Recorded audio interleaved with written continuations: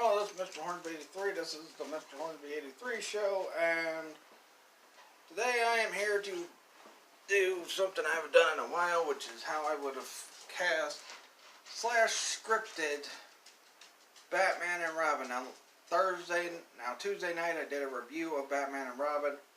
Talked about how bad it was. I gave it a freaking bat nipple, bat butt, and Mr. Freeze's puns out of 5.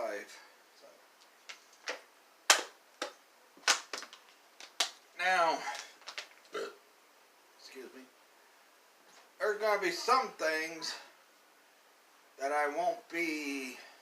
some people I won't be recasting. There's going to be some things I leave in and some things I just take out that are unnecessary. First of all, let's get to casting. Alright, so with casting as Mr. Freeze, I would still keep Arnold Schwarzenegger. Like I said in my review, I felt like Schwarzenegger was the best part of that movie. And I don't care what anybody else says.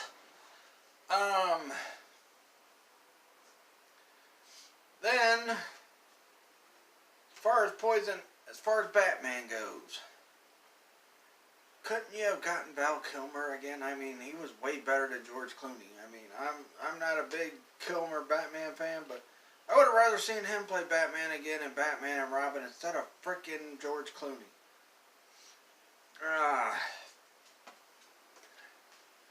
So, yeah. Recasting Batman would have been perfect. Maybe you could have did Christian Bale. Christian Bale, I think, was a young up-and-comer at the time. He did American Psycho the year later. So, anybody else would have been better than George frickin' Clooney. Anyway, Poison Ivy, although I like the enthusiasm that, Uma Thurman brought to be in Poison Ivy, why not get Mila Jovovich? She would have probably been better and all that. But, yeah. Situations. Alright. Now for Batgirl, I would still kept Alicia Silverstone. She was still hot then. She was hot then. If you ever seen The Crush, you know how hot she was. Also, the part where she's getting in her batsuit is one of my favorite parts of that movie. And the frickin' part where Nicole Kidman's naked underneath nothing but a cover, that's one of my favorite parts of Forever. But, anyway,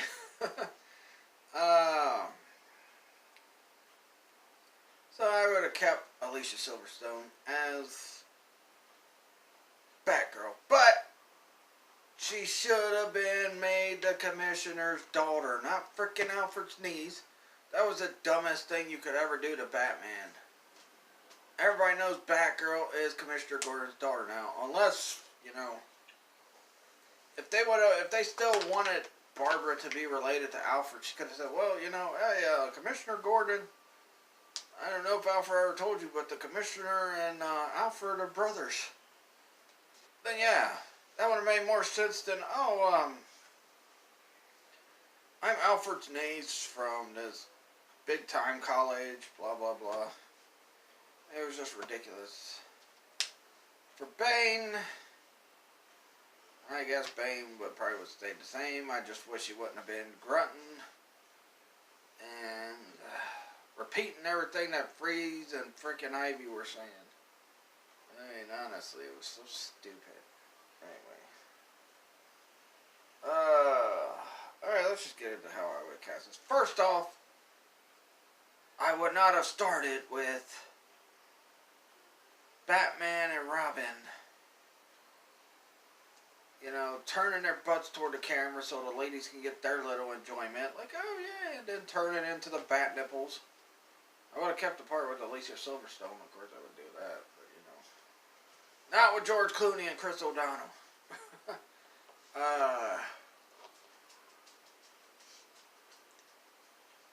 I think you should have made Mr. Freeze say less puns, and the stupid Frosty part where he's like, where he's got his whole henchmen singing.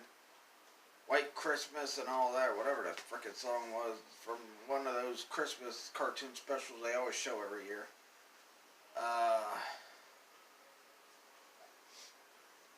Less puns for, Mr. Freeze. And the way I would have did the Batman and Robin feud, I wouldn't have had it over Poison Ivy. I would have had it because Batman, like I said, had a girlfriend in this movie, so he wasn't single, but yet he's drooling over Poison Ivy when she hypnotizes him.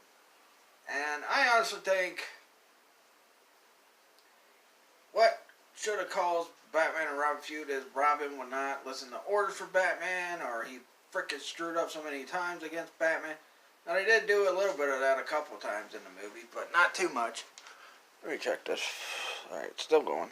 But, yeah, I would not have had Batman and Robin nearly in their partnership over Poison Ivy. I think that was so stupid. Especially having Batman be fooled for so long by Poison Ivy. Now, Robin, on the other hand, he's supposed to be young, and he's supposed to be, reckless and all that stuff. Having him, and, he's supposed to be having raging hormones or whatever. Having him kind of drool over Ivy more, I think would have been perfect. I mean, they do eventually hook him up with Batgirl by the end of the movie. And the whole thing with, where Batman and Robin finally get back on the same page after they had that big fight. I think Batman could have said, alright, well here, Robin, here's what we're going to do. You're going to pretend like you're still under the influence of Ivy. You're going to put the little rubber lip thing on. When she goes to kiss you, you can sucker her, but make sure she tells hers and Freeze's plan. You can sucker her and boom. Pa-pow. And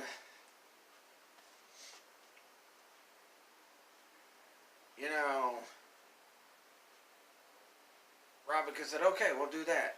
And you still could have did the whole thing where, they both end up getting captured and then Batgirl pops out. And if they made her Commissioner Gordon Zara, could say, who are you? And she could have said, I'm Batgirl. They're like, yeah, but who are you? And then you could have saved that for the sequel for them to find out that it's Barbara Gordon. But, nope. They had to be related to Alfred. They had to make her related to... Something else I wish they would have done differently is Poison Ivy just drooling all over Mr. Freeze. She's like, oh yeah. She was totally wet for Mr. Freeze that whole movie. Even though the only person he was caring about was his wife, who was in like a frosty thing. And that's the thing with Poison Ivy. Poison Ivy really has never been somebody that, is so wet over a man that she actually wants to change her ways just to be with that man or try to kill somebody's wife. I mean, and that's another problem they have with the movie. I mean, her big crush on frickin' Mr. Freeze was kind of out of nowhere. Anyway. So yeah, you could have changed that. What else? The whole Alfred dying storyline should not have even been involved. You could have either saved that for another movie, or you could have done, or not done it at all. Because, it's not like in Batman, the first one, he was showing signs of being sick. Batman Returns, he was showing signs of being sick. Batman Forever, he was showing signs of being sick. No, you don't see it till right off at the beginning of this Batman movie. So, why they decided to go with that plot line was just beyond me. Just, I guess, to have a way to make Mr. Freeze end up at the end looking like a good guy because he is played by Arnold Schwarzenegger, who was mainly known as a major good guy in a lot of movies by this point. But, we all knew he was the villain. Something else, too, the way Batman first says, I'm Batman in this one, the way George Clooney first says, I'm Batman in this one, they should have done that a different way. Like, it was just stupid. Hello, Freeze, I'm Batman. What? you're greeting the guy and you say, I'm Batman. You know, Michael Keaton, when he first frickin' said, I'm Batman, he had a thug hanging over a rooftop and he's like, what are you? He's like, I'm Batman. Frickin' Christian Bale in his Batman movies. I'm Batman! Oh god, I will end up doing a Dark Knight trilogy and I'm gonna talk about that frickin' bat voice he used.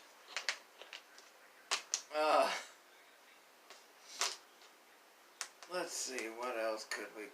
Why was the commissioner a complete jabroni in this movie? I mean, he was totally a jabroni in this whole freaking movie. I mean, he almost gets killed by Poison Ivy, but then she thought better of it. I guess even, you know, killing the commissioner below her standards because of how ugly he is, I guess. I don't know. I would have made Commissioner Gordon booked a little bit stronger. At least the other Batman movies kind of booked him a little stronger. But I wish they would have booked him a little bit stronger than what they did.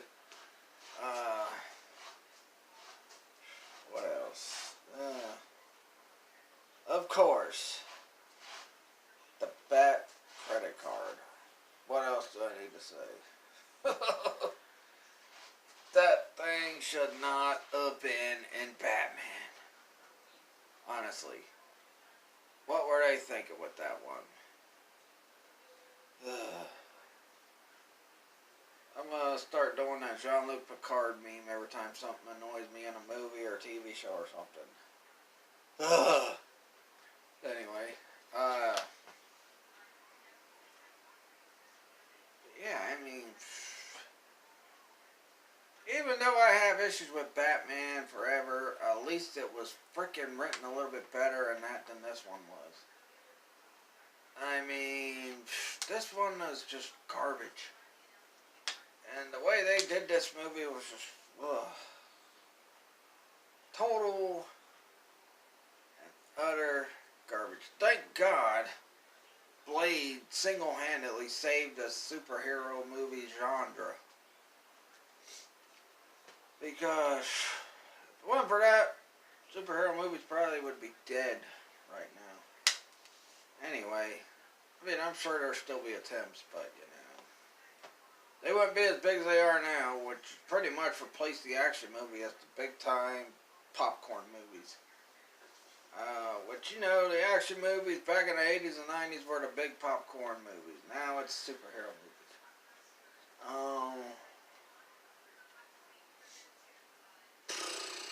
I forgot to sing the Batman song at the beginning. Oh well, I'll do that next video. That's pretty much all I could say. I'd like to change the ending too. To where, since the Alfred storyline is not in play, Freeze dies, Poison Ivy goes to jail, and that's how you end the movie. I mean, look at Batman Forever. They killed off Two-Face, and the Riddler survived, but he went into an insane asylum. They could have did that. They went into Arkham Asylum. They could have did that with Poison Ivy and Mr. Freeze. Mr. Freeze was the top villain, and, you know, Poison Ivy was the lower villain.